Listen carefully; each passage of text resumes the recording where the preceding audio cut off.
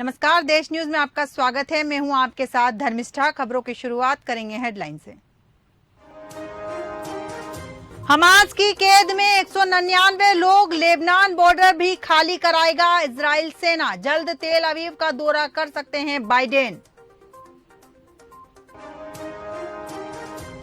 राहुल बोले, पीएम को मणिपुर से ज्यादा इजराइल में दिलचस्पी। मणिपुर अब एक राज्य नहीं रहेगा, जाति के आधार पर 2 हिस्सों में बंट जाएगा।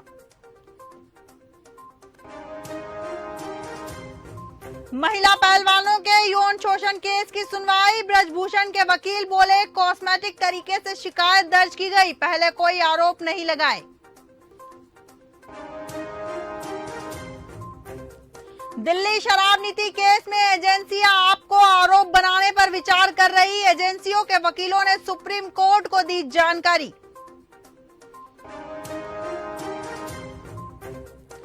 नकुलनाथ ने 2 विधायकों की टिकट पर लगाई मोहर। परासिया की सभा में सोहन बाल्मीकि को बताया उम्मीदवार। तोमरवाड़ा क्षेत्र में कहा कमलेश शाह होंगे प्रत्याशी। अब खबरें विस्तार से। नशा मुक्त उत्तराखंड 2025 के क्रम में चंपावत पुलिस की नशे के तस्करों के विरुद्ध कार्रवाई लगातार जारी है। तस्करों द्वारा स्मैक कम कीमत में लाकर दुगनी दामों पर बेचकर पैसा कमाया जा रहा है, मगर यह नशा युवाओं को खोखला कर रहा है। पुलिस प्रशासन द्वारा छोटे छोटे नशे के सौदागरों को पकड़कर बड़े बड़े नशे के तस्करों तक पहुंचने के लिए जानकारी जुटाई जा रही है। वहीं कल टनकपुर क्षेत्र अंतर्गत 2.10 स्मैक के साथ टनकपुर पुलिस द्वारा एक स्मैक तस्कर को गिरफ्तार किया। वहीं मुख्यमंत्री उत्तराखंड द्वारा वर्ष 2025 तक उत्तराखंड को नशा मुक्त उत्तराखंड बनाए लिए जाने का संकल्प किया गया।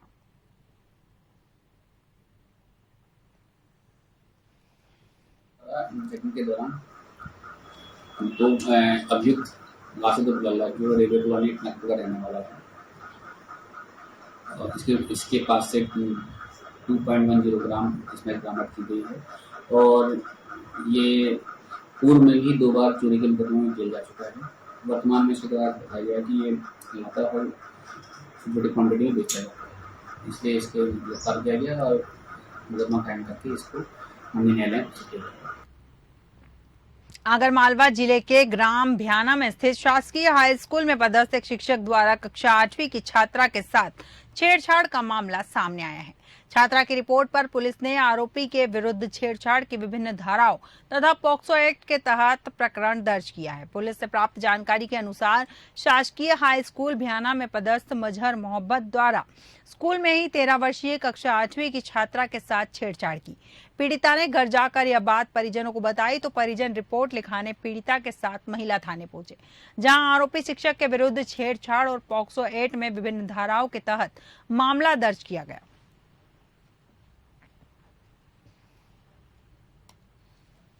थाने पे जो हमारी भतीजी लगती है बालिका, उसके साथ में स्कूल में शिक्षक के द्वारा छेड़छाड़ हुआ। मतलब मजहर मोहम्मद कुरैशी जो शिक्षक है, बहुत बुजुर्ग है, लेकिन उन्होंने बालिका को गलत कार्य किया बाथरूम में, महिला बाथरूम में। उसने आके घर पे बोला तो 2 दिन तक तो उनने डर के मारे बोला नहीं। फिर घटना शनिवार की डबल हुई, धमकी मिली उसको तो वो रोने लगी और घर पे आके बोला, तब जाके हम ऐसे शिक्षक के बारे में यहाँ पे FIR करवाने आए। सर, वो एक बालिका है कक्षा 8वीं की। उसने बताया कि हमारे स्कूल के जो सहायक शिक्षक है मजहर मोहम्मद कुरैशी, कि उन्होंने मेरे साथ छेड़छाड़ की है, अभद्र व्यवहार किया है। तो उसने मेरे को बताया ये सारी बातें। तो फिर मैंने अपने प्रभारी प्राचार्य मलाल जी कुंभकार उनको इस घटना के बारे में अवगत कराया। सर, पूरा मामला ये है कि हमारी कक्षा 8वीं की बालिका है। हमारे जो सहायक शिक्षक मजहर मोहम्मद कुरैशी जी हैं, उनके द्वारा छेड़छाड़ की गई है। ऐसी घटना बच्चों ने हमारे शिक्षक विष्णुलाल दांगी जी को बताई। दांगी जी ने मुझे अवगत कराया। मैंने अपने वरिष्ठ कार्यालय को उसके बारे में पत्र लिखा गया है कि जो भी उचित कार्रवाई वो करें। आधार शब्दों में स्कूल की घटना है, टीचर के खिलाफ छेड़छाड़ का मामला आया है। उसमें छात्रा द्वारा FIR कराई गई है, FIR की गई है, आरोपी की तलाश जारी है। कांग्रेस की पहली सूची 144 प्रत्याशियों के आने के बाद कांग्रेस में बगावती सूर दिखाई दे रहे हैं। कई नेता कांग्रेस से इस्तीफा दे रहे हैं, जिसमें मेहगांव से कांग्रेस किसान जिला अध्यक्ष गजेंद्र सिंह भदौरिया ने वंशवाद का आरोप लगाते हुए किसान कांग्रेस प्रदेश अध्यक्ष दिनेश गुर्जर को इस्तीफा सौंपा। गजेंद्र सिंह भदौरिया ने कहा कि वह लंबे समय से कांग्रेस के लिए काम करते आ रहे हैं। उनके पिताजी भी विधायक रह चुके हैं और उन्होंने मेहगांव से टिकट की मांग की थी, लेकिन कांग्रेस के शीर्ष नेतृत्व की वजह से उनका टिकट कटा है। वहीं उन्होंने जोरा से अपने भांजे भानु प्रताप सिंह के टिकट काटे जाने को लेकर भी नाराजगी जाहिर की है।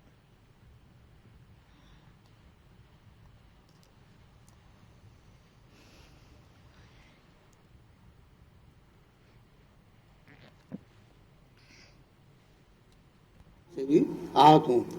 मतलब नए नए लोगों को टिकट दे रहे हैं जो 2 साल या 3 साल काम किया है और अभी पटवारी पद से इस्तीफा दिया हुआ है, ऐसे लोगों को टिकट दिया है। तो मैंने सोचा कि भाई हम कांग्रेस में काम करते रहेंगे एक पार्टी के हिसाब से, जो हम एक साधारण कार्यकर्ता के हिसाब से, पर मैं अपने जिला किसान कांग्रेस अध्यक्ष पद को छोड़ना चाहता हूँ, त्याग पद दे रहा हूँ। मैंने अपने वरिष्ठ नेतृत्व को अभी मैंने जिला किसान कांग्रेस के अध्यक्ष को, प्रदेश अध्यक्ष को भी दे दिया है। और मैं सबसे बड़ा आज हूँ कि मुझे तो छोड़ो, जो कांग्रेसी हैं, परिवार हैं कांग्रेसी, एमएलए रहे कांग्रेस से, उनके परिवार को, जैसे हमारा जौरा में हमारा एक भांजा है भानु प्रताप सिंह सिकरवार, उसका भी टिकट काटा। Swami Vivekananda health mission society एवं उत्तराखंड जल विद्युत निगम लिमिटेड के सौजन्य से एनीमिया की रोकथाम, नियंत्रण एवं उपचार कार्यक्रम जनजातीय बहुल ग्रामों में चलाए जाने वाले इस कार्यक्रम के अगले चरण की विधिवत शुरुआत दीप प्रज्वलन के साथ की गई।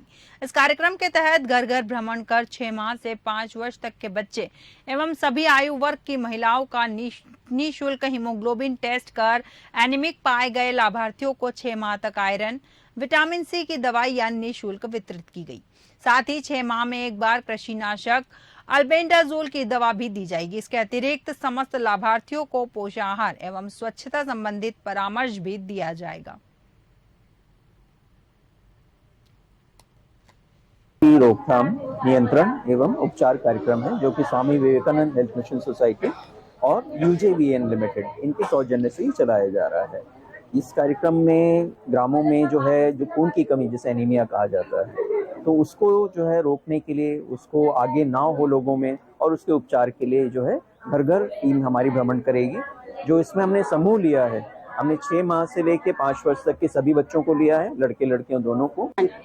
तो इस ग्राम में हम ये एनीमिया की रोकथाम, नियंत्रण एवं उपचार कार्यक्रम हेतु यहाँ पहुंचे हैं। इससे पहले हमने ये द्वितीय चरण का उद्घाटन हो रहा है। इससे पहले हमने बद्रीपुर मेदिनीपुर ग्राम में इस कार्यक्रम को किया था। इस कार्यक्रम के अंतर्गत हम सभी महिलाएं, लड़कियां, सभी आयु वर्ग की सभी को इस कार्यक्रम के अंतर्गत ले रहे हैं। बसैया माता के मंदिर पर युवक ने जीप काट कर माता पर चढ़ाई। गंभीर अवस्था में युवक को जिला अस्पताल लाया गया। ड्यूटी डॉक्टर ने उपचार के बाद अस्पताल में भर्ती किया। नवदुर्गा के दूसरे दिन बाजार से घंटा लेकर मंदिर पर पहुंचा। ऐसा अंधविश्वास आज भी लोगों में है। आपको बता दें, मंदिर के साधु संतों से युवक का मेलजोल था।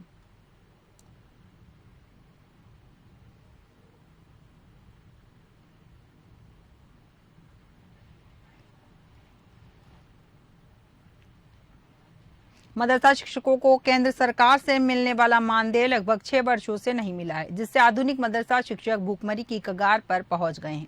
उत्तर प्रदेश में करीब 22,000 आधुनिक मदरसा शिक्षक हैं, जो मदरसों में हिंदी, अंग्रेजी, गणित तथा और भी विषय पढ़ाते हैं। इन मदरसा शिक्षकों में अल्पसंख्यक और बहुसंख्यक समाज के दोनों लोग शिक्षक हैं। आधुनिक शिक्षक संघ के अध्यक्ष हाजी समीउल्लाह खान के साथ सैकड़ों मदरसा शिक्षक कलेक्टर स्थित धरना स्थल पहुंचे और उन्होंने 6 वर्षों से बकाया मानदेय दिलाने के लिए प्रदर्शन किया और नगर मजिस्ट्रेट शालिनी प्रभाकर को मुख्यमंत्री से संबोधित अपनी मांगों का ज्ञापन सौंपा।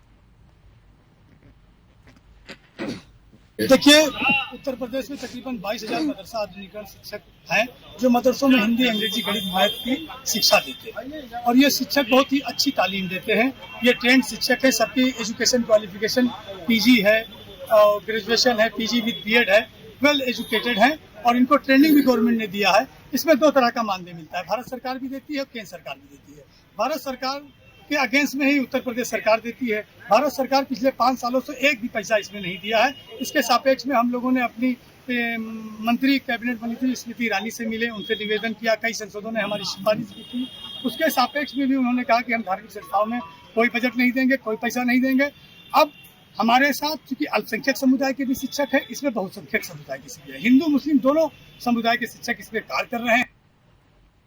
नैनीताल जिले के रामनगर स्थित प्राचीन गर्जिया मंदिर, यह मंदिर मां भगवती का है। यह प्राचीन मां गर्जिया का मंदिर बीच नदी में स्थित है और प्राचीन काल से स्थित है। यहाँ के शास्त्री का कहना है कि इस टीले पर महात्मा सिद्धकर्ता महात्मा यहाँ पर इस टीले पर ध्यान लगाते थे और प्राचीन काल के समय में आपदा आई, उसे आपदा में एक मूर्ति बहती हुई आई और वह मूर्ति स्थित हो गई। यही मानना है यहाँ के लोगों का कि यह मूर्ति यहाँ बहकर आई है और भैरव बाबा ने वहां पर उनको अपना स्थान देने के लिए रोका और यहाँ श्रद्धालु देवी के दर्शन करने के लिए बहुत दूर दूर से आते हैं, जैसे कि दिल्ली, राजस्थान, उत्तराखंड से, उत्तर प्रदेश से लोग यहाँ पर माता के दर्शन करने के लिए आते हैं। देश न्यूज के पॉलिटिकल एडिटर अजय सैनी और ब्यूरो चीफ भूपेंद्र सिंह पन्नू उत्तराखंड ने खास बातचीत की यहाँ के शास्त्री से और यहाँ के श्रद्धालुओं से। देखिए हमारी खास रिपोर्ट। नमस्कार, आप देख रहे हैं देश न्यूज में आपके साथ अजय सैनी। आज हम उत्तराखंड के जिला नैनीताल में रामनगर एक तहसील पड़ती है। यहाँ माँ गर्जिया देवी का बहुत प्राचीन मंदिर है और आज पहला नवरात्र है। उस पहले नवरात्र में आज देखिए कि कितने श्रद्धालु यहाँ पर आए हैं और पूरी लाइन यहाँ लगी हुई है माँ के दरबार में। ये बहुत प्राचीन मंदिर है। आइए हम किसी श्रद्धालु से बात करते हैं। हम रुद्रपुर से आए हैं। रुद्रपुर से आज माँ के दरबार में यहाँ दर्शन करने के लिए आए। पहला नवरात्र कैसा लग रहा है? बहुत अच्छा लग रहा है। हम हर नवरात्रि पे पहले नवरात्रि पे आते हैं, जरूर आते हैं। आप कहाँ से आई हैं? मैं इनकी वाइफ हूँ। अच्छा, आप माँ के दरबार में दर्शन करने के आए हैं। यहाँ कैसा लग रहा है आपको? बहुत अच्छा लग रहा है, बहुत ही अच्छा और संतुष्टि। माँ के दरबार में तो वैसे ही बच्चों को बहुत अच्छा लगता है, माँ के आंचल में बच्चों को। देखिए हमारे साथ कुछ बच्चे भी यहाँ लाइन में हैं, हम उनसे बात करना चाहेंगे। बच्चों कैसा लग रहा है माँ के दरबार में? बहुत अच्छा लग रहा है। तो माँ के दर्शन में आज पहला नवरात्र है। नवरात्र में आप लोग यहाँ आए हैं, कहाँ से आए हैं? हनुमानगढ़ी से आए हैं। आप लोग कहाँ से आए हैं? सर हम न्यू दिल्ली से आए हैं अपने परिवार के साथ में और माता के दर्शन करने आए थे। हमने काफी सुना है इस मंदिर के बारे में और जो यहाँ पर आता है उसकी मनोकामना पूरी होती है, तो अपने बच्चे को फैमिली के साथ में मत्था टिकाने के लिए लेकर आए थे। हाँ जी, हम गुड़गांव से आए हैं बट हम साथ ही हैं, एक ही परिवार से हैं हम लोग यहाँ पे तो माता रानी के दर्शन करने और हमारे बच्चे का आज बर्थडे भी है, इसका बर्थडे सेलिब्रेट करने आए हैं ताकि इसको भी हमारे पूरे परिवार को माता रानी का आशीर्वाद मिले। माता गर्जिया का मंदिर पहली बार आए हैं या आते रहते हैं? नहीं, हम यहाँ पे पहली बार आए हैं। माँ के दरबार आज पहला नवरात्र है। पहला नवरात्र है। दरबार में आप यहाँ और दूसरी बात आपके बेटे का भी बर्थडे है। हाँ जी, तो हमारे देश न्यूज की तरफ से आपके बेटे को बहुत बहुत शुभकामनाएं। बहुत बहुत आपके चैनल को भी हमारी तरफ से बहुत बहुत शुभकामनाएं। अम्मा आज का पहला नवरात्र है। हाँ। और यहाँ भीड़ है, तो आपकी दुकानदारी कैसी चल रही है? हमारी दुकानदारी सही चल रही है, वही माता की कृपा है। हाँ। कितने साल से यहाँ दुकान आप लगा रही हैं? हमको इस टाइम 21 साल हो गए यहाँ दुकानदारी करते। 21 साल यहाँ पर दुकानदारी करते हो? हाँ। 21 साल में आपने देखा यहाँ कुछ आपदाएं भी आती हैं। आपने ये जो मंदिर है, कितना प्राचीन मंदिर है, कितनी बाढ़ें आई हैं लेकिन मंदिर आज तक नहीं बहा। नहीं। तो क्या इसकी वो है? माता की यही शक्ति है यहाँ। मतलब जब ये पहाड़ बह का आया था तो इनको भैरव जी ने यहाँ पर रुकाया था कि धीरे माँ धीरे यहाँ पर रुक जाओ, तो तब से इनकी चौल इतनी है। देखिए जैसे कि अभी माता जी ने बताया कि प्राचीन मंदिर है, 21 साल से यहाँ ये दुकान अपनी लगा रही हैं। ये ऊपर पहाड़ बह के यहाँ आया और भैरव जी ने, माता जी ने जो बताया कि भैरव जी ने यहाँ पर उसको रोका और जभी से ये मंदिर यहाँ स्थित है।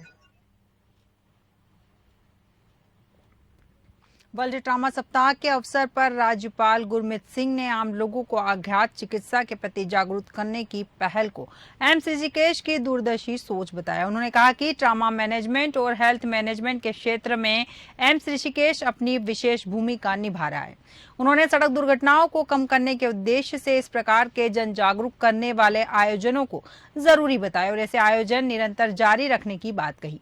एम्स ऋषिकेश के सप्ताह व्यापी ट्रॉमा जागरूकता सप्ताह कार्यक्रम में मुख्य अतिथि राज्यपाल गुरमीत सिंह ने कहा कि किसी भी दुर्घटना में घायल हुए व्यक्ति को बचाने के लिए शुरुआती 1 घंटे का गोल्डन आवर का समय बहुत महत्वपूर्ण होता है। इस 1 घंटे के दौरान घायल व्यक्ति को यदि समय रहते उचित इलाज मिल जाए तो उसकी जान बचाई जा सकती है। और आज एक बहुत टचिंग बात लगी कि एक प्रोफेसर मयूर नारायण जी हैं जो अमेरिका से आए और उन्होंने इतने सुंदर पॉइंट दिए। उन्होंने एक सुझाव दिया कि क्यों ना हम जो इंडियन आर्म फोर्सेस हैं उनके जो मेडिकल कैपेबिलिटीज हैं उनके साथ में हम MOU क्यों ना करें, उनके साथ कोऑर्डिनेशन किस प्रकार से। आज हमने इकट्ठा होकर ये भी बात की कि किस प्रकार से जो हमारे नर्सिंग स्टाफ हैं वो ट्रॉमा के अंदर में एक बहुत बड़ा कार्य कर सकते हैं। और एकीकृत शासकीय हाई स्कूल महोदी में मतदान जागरूकता के लिए शपथ ग्रहण समारोह का आयोजन किया गया। आयोजन में उपस्थित छात्र छात्राओं के बीच हाई स्कूल महोदी के प्राचार्य, पदस्थ स्टाफ और अतिथि शिक्षकों की मौजूदगी में किया गया। स्कूल के प्रभारी प्राचार्य रामेश्वर शर्मा ने बताया कि आगामी समय में विधानसभा चुनाव होना है, जिसमें जो 18 वर्ष के मतदाता हैं जिनका नाम वोटर लिस्ट में है, सभी को मतदान करना आवश्यक है। विद्यालय के सभी बच्चों को अपने अपने घर पर अपने परिवार के साथ मतदान करने को जरूर कहें। मतदान हमारा अधिकार है, इसको जरूर करना चाहिए।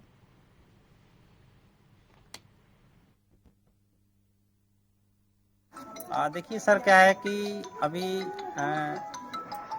नेक्स्ट टाइम में विधानसभा के चुनाव संपन्न होने जा रहे हैं, तो हम अपने विद्यालय के छात्रों के माध्यम से ये शपथ ग्रहण करा रहे हैं कि वो अपने घर में जाकर के अपने बड़े बुजुर्गों को, वयस्कों को मतदान की आवश्यकता के लिए प्रेरित करें। और साथ में शासन की एक योजना है कि बाल विवाह का बहिष्कार होना चाहिए, बाल विवाह नहीं होना चाहिए।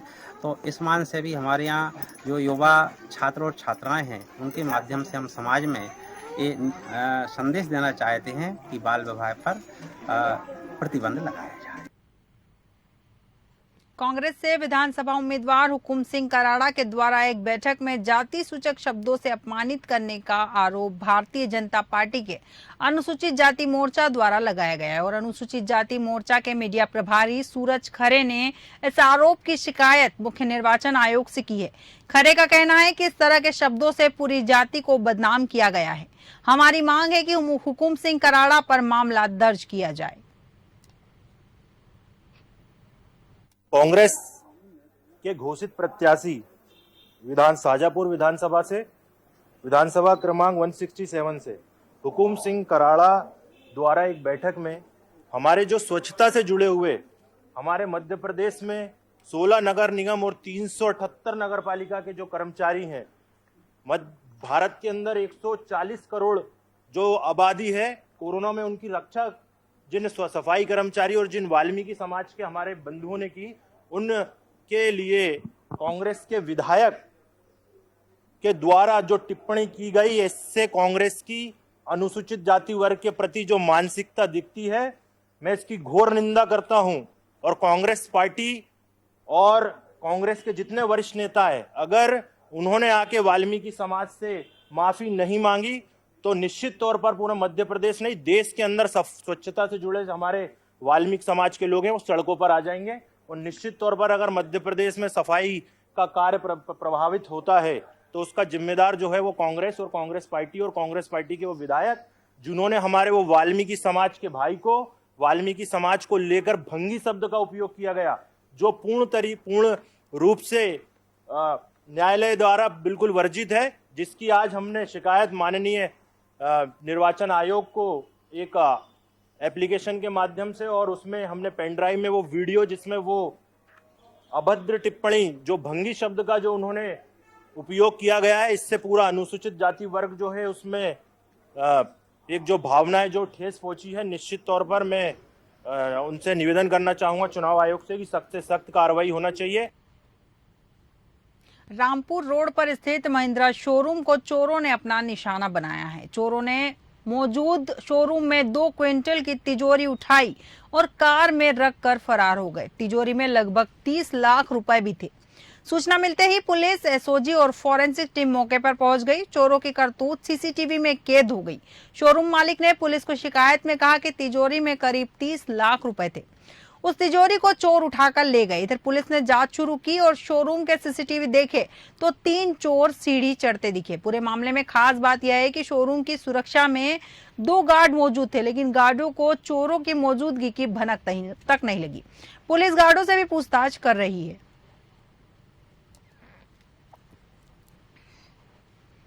बजरंग मोटर्स में एक चोरी की घटना घटित हुई है और उसमें जो वादी है उसकी तहरीर के आधार पर कोतवाली हल्द्वानी में अभियोग पंजीकृत किया गया है।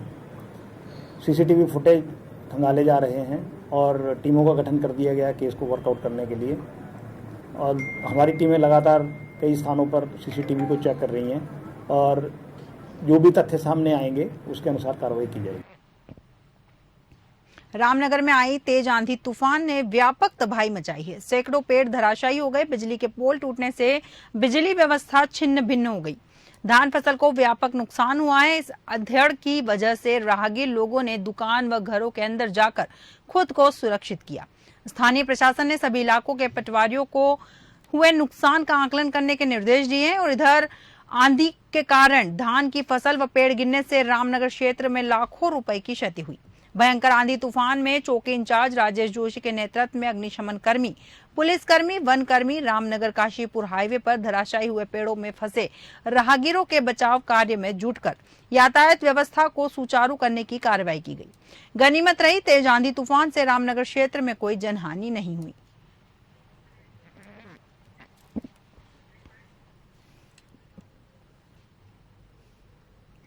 खबरों में फिलहाल इतना ही। आप बने रहिए देश न्यूज के साथ। नमस्कार।